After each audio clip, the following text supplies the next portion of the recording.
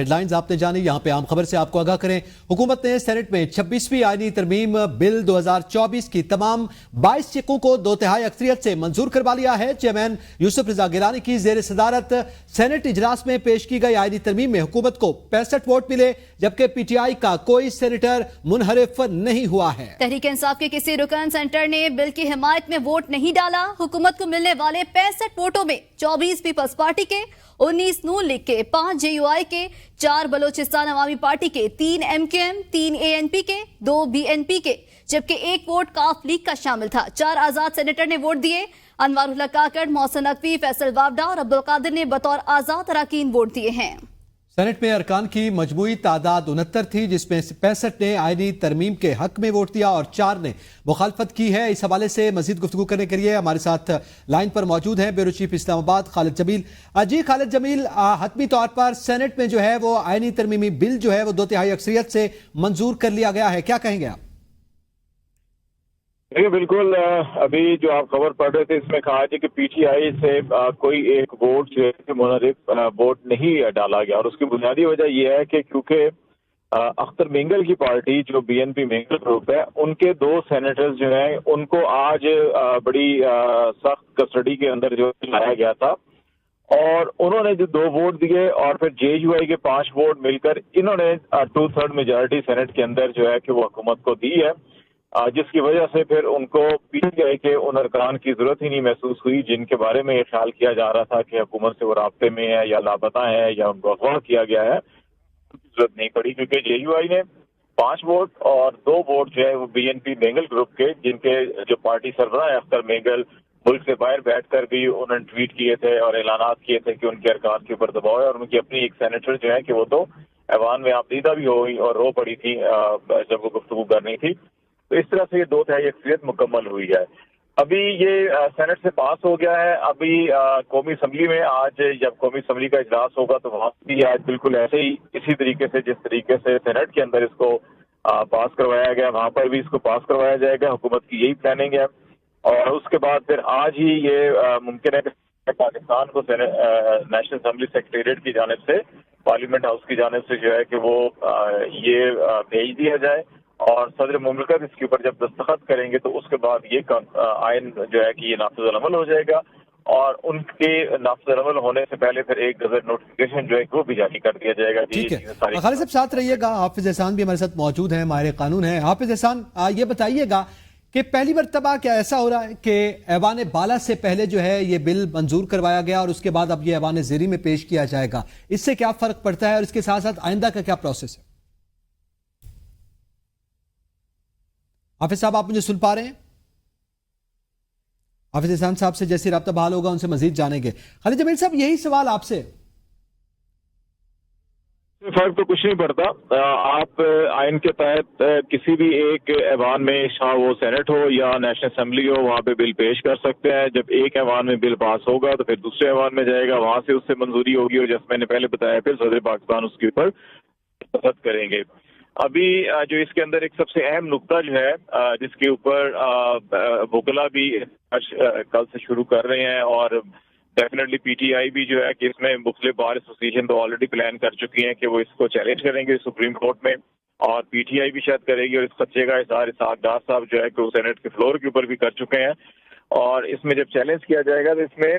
2-3 चीजें यही बड़ी अहम होंगी, जिसके अंदर एक नुकता यह है कि सेनेट के अंदर अभी खैबर पख्तूनख्वा की नुमाइंदगी अधूरी है। यहाँ पर इस इलेक्शन के बाद जब सेनेट की नशिस्तें खाली हुई थी, 11 नशिस्तें सेनेट की जो है खैबर पख्तूनख्वा की, उसके ऊपर नुमाइंदगी नहीं है और उस वहाँ पे इलेक्शन ही नहीं हुआ। सिमिलरली नेशनल असम्बली में 23 मखसूस नशिस्तें जो है कि उनकी एलोकेशन ही नहीं हुई, और वो नेशनल असम्बली भी अधूरी है, और इलेक्शन कमीशन ने अभी तक सुप्रीम कोर्ट के फैसले के बावजूद नोटिफाई नहीं किया। तो ये मामला जो है कि जब इसको चैलेंज किया जाएगा तो फिर इतनी अहम तरमीम जिसपे आप जो अदालती स्ट्रक्चर है उसको चेंज किया, और एग्जेक्टिव की और जो पार्लियामेंट की अदालत के अंदर मुदाखलत, और उनको ये हक दिया गया कि वो सुप्रीम कोर्ट और हाई कोर्ट के बेंचेस की तश्कील जो है वो पार्लियामेंट या एग्जेक्टिव करेगी। तो ये तो दुनिया भर के अंदर नहीं है। पाकिस्तान, वैसे ये एजाज पाकिस्तान को हासिल हो गया कि पाकिस्तान दुनिया का पहला मुल्क बन गया है कि जो सुप्रीम कोर्ट और हाई कोर्ट के जो कॉन्स्टिट्यूशनल बेंचेस की तश्कील है वो एग्जेक्टिव और पार्लियामेंट करेगी। वह दुनिया भर में ये कोई ऐसी मिसाल नहीं मिलती اور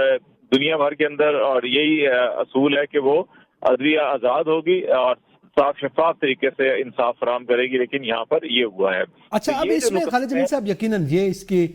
جو ہے وہ مختلف وجوہات ہیں جس کو چیلنج بھی کیا جا سکتا ہے، لیکن جیسے ابھی آپ نے پہلے ذکر کیا کہ منحرف اراکین کی ضرورت نہیں پڑی، یعنی کوئی پی ٹی آئی کا کوئی منحرف نہیں ہوا، لیکن اصل میں معاملہ یہ تھا کہ جن کو پریشرائز کیا گیا ان کی ضرورت نہیں پڑی۔ تو آپ کیا سمجھتے ہیں کہ کیا صرف اس وجہ سے سامنے نہیں لائے گئے، لیکن کیا جو دعویٰ کیا گیا تھا پی ٹی آئی بیرسٹر گوہر کی جانب سے کہ کچھ اراکین ہیں جن کو پریشرائز کیا گیا اور وہ ووٹ دے سکتے ہیں، وہ بات اپنی جگہ پر موجود ہے؟ بالکل ایسی چیزیں تو اگر آپ زمینی حقائق دیکھیں تو آپ کو نظر آئے گا کہ ایسا سب کچھ ہوا ہے۔ یہ تو اس خدشے کے پیش نظر کہ اگر جے یو آئی نہیں مانتی، فرض کریں کہ وہ کسی نقطے کے اوپر وہ ایک سٹینڈ لے لیتے، اٹک جاتے اور کہتے نہیں کہ اس کے بغیر ہم آگے نہیں جی بڑھتے۔ خالد صاحب، اس پہ مزید بھی آپ سے بات کرتے ہیں، حافظ احسان صاحب نے ہمیں ریجوائن کیا ہے۔ جی حافظ صاحب بتائیے گا، حتمی طور پر سینٹ میں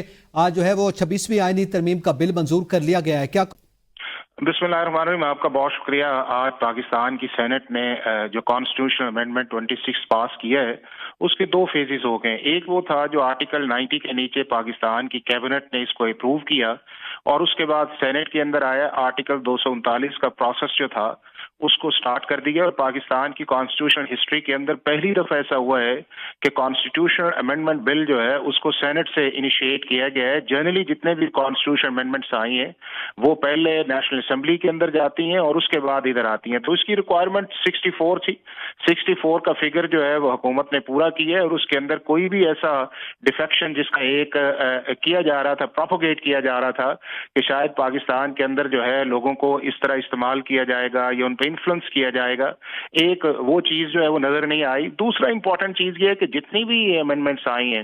یہ ساری کی ساری جو ہیں پیورلی جوڈیشری ریلیٹڈ ہے، اور اس سے جو ہے نہ آپ کی انڈیپینڈنس آف جوڈیشری افیکٹ ہوگی، اس سے نہ سیپریشن آف پاور پہ کو فرق آئے گا، بلکہ اس کا یہ فائدہ ہوگا کہ جو پچھلے 15 سال سے پاکستان کی سپریم کورٹ کے اندر ایک کرٹیسزم چل رہا تھا کانسٹیٹیوشن آف بینچز کا یا اسپیسیفک بینچز کا یا چیف جسٹس انڈر فائر آئے ہوئے تھے، سپریم کورٹ آف پاکستان اب اس سے نکل جائے گی، اور یہ سارے کا سارا جو برڈن ہے وہ چلا گیا جوڈیشل کمیشن آف پاکستان کے اوپر، جس کے اندر یہ ہے کہ آپ کی جوڈیشری بھی ہوگی، اس کے اندر آپ کی پارلیمنٹ بھی موجود ہوگی، اور پارلیمنٹس میں 2 جو آپ کے ممبرز ہیں وہ اپوزیشن کے آئیں گے، تو اس سے جو ایک سلسلہ چل رہا تھا کہ جس کے اندر ساری چیزیں جو تھیں وہ کوسچن مارک جا رہی تھی، ایک اس سے بچت آئے گی۔ دوسرا اس چیز کے اندر یہ آئے گا کہ جو چیف جسٹس کا رول ہے اس کو انٹیکٹ رکھا ہے کہ وہ ایز اے کانسٹیٹیوشنل بینچ کے ہیڈ کے بھی طور پہ بیٹھ سکتا ہے اگر جوڈیشل کمیشن کے اندر اس کی ایک میجورٹی جو ہے کہتی ہے کہ جی یہ چیف جسٹس صاحب جو ہے اس کو پریزائڈ کر لیں، اور اگر نہیں ہے تو پھر جو سینئر موسٹ ہے اس پہ آئے گا، تو اس کا بھی کوئی ایفیکٹ جو ہے جوڈیشری کی انٹرنل انڈیپینڈنس پہ نہیں پڑے گا۔ دوسرا جوڈیشل اپوائنٹمنٹس کا تھا، آلریڈی دونوں چیزیں چل رہی تھی، پارلیمانی کمیٹی بھی 18th امینڈمنٹ کے اندر تھی جس کو پاکستان کے بیسک سٹرکچر کی وائلیشن نہیں کہا گیا، اور دوسرا آپ کا ریگولر لوگ بھی تھے جوڈیشری تھے، ان دونوں کو مرج کر دیا گیا ہے، اور اس مرج کرنے سے کوئی ایسا نہیں ہے کہ جی ایگزیکٹو کا جو رول ہے اس چیز کے اندر ہے، پارلیمنٹ اور ایگزیکٹو میں فرق ہوتا ہے، اور یہ ممبرز بھی پارلیمنٹ کے۔ تیسرا جو ہے جو ایک زبردست چیز آئی ہے وہ یہ ہے کہ جو آپ کا پروفیشنل مس کانڈکٹ تھا، یعنی کہ آپ کا فائنینشیل مس کانڈکٹ تھا، اس کی جگہ پرفارمنس کو بھی لے کے آیا گیا۔ کچھ اس کے فائدے بھی ہیں لیکن اس پر کچھ اعتراضات بھی ہیں، اس پہ بھی بات کرتے ہیں۔ ہمیں جوائن کیا ہے اسلام آباد ہائی کورٹ کے بار کے صدر ہیں ریاست علی آزاد۔ ریاست علی آزاد، آپ بتائیے گا کہ سینٹ میں حتمی طور پر 26ویں آئینی ترمیم کا بل جو ہے وہ منظور کر لیا گیا ہے، اس حوالے سے کیا عدلیہ کی آزادی کے حوالے سے جو پی ٹی آئی کے تحفظات ہیں وہ کسی حد تک متاثر ہوں گے یا برقرار رہیں گے؟ آپ کیا کہتے ہیں؟ بسم اللہ الرحمن الرحیم، میں یہ عرض کروں گا کہ جو یہ آئینی ترمیم ہوئی آج پوری قوم نے اور پوری دنیا نے دیکھا ہے کہ 2 لوگوں نے 26ویں آئینی ترمیم پاس کی ہے، اس کے اندر باقی کسی سینیٹر نے کوئی اپنا آؤٹ پٹ نہیں دیا، کوئی ڈسکس نہیں کیا،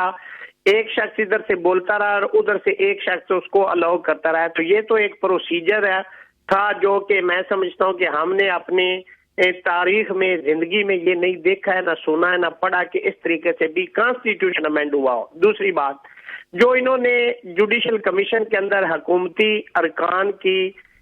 میجارٹی رکھی ہے یہ بالکل نامناسب بات ہے، اور دوسری بات ججز کی ایویلویشن جو ہے وہ کون کریں گے؟ وہ پارلیمانی जो लोग होंगे जो उस जुडिशल कमीशन के अंदर होंगे वो होंगे जिनको अलग बे ला की नहीं आती, और जिन्होंने आज सेनेट में जीरो आउटपुट दी है वो चीफ जस्टिस और बाकी जजेस ऑफ सुप्रीम कोर्ट और हाई कोर्ट की इवैल्यूएशन करेंगे, और ये मेरी सोच और समझ से बालात आ रहे हैं। और तीसरी बात ये है कि जो उन्होंने पैनल ऑफ जजेस दिया ये भी इंडिपेंडेंस ऑफ जुडिशरी की और एक इदारे के अंदर इंटरफेरेंस है। तीसरी बात ये इन्होंने जो की आर्टिकल